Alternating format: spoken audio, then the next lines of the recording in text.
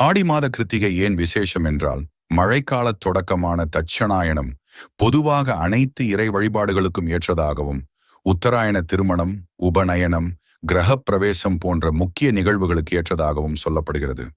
ஆடி மாதத்திலிருந்து வரிசையாக அனைத்து கடவுளரையும் வேண்டிச் செய்யும் பண்டிகைகளும் விரதங்களும் வருகின்றன. தேவர்களின் மாலை காலம் என்று சொல்லப்படும் இந்த மாதத்தில் வழிபாடுகள் அதனாலேயே நடத்தப்படுகிறது. தை மாத கிருத்திகையை விட ஆடி கிருத்திகையே சிறப்பாகவும் சொல்லப்படுகிறது.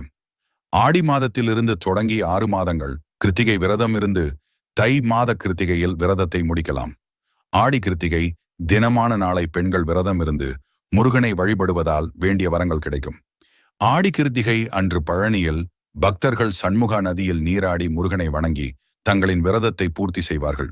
குறிப்பாக திருத்தணியில் தெப்ப உற்சவம் ஆடி கிருத்திகை என்று ஆரம்பிக்கிறது. அரக்கர்களின் செருக்கழித்து முருகன் ஓய்வெடுத்த திருத்தலம்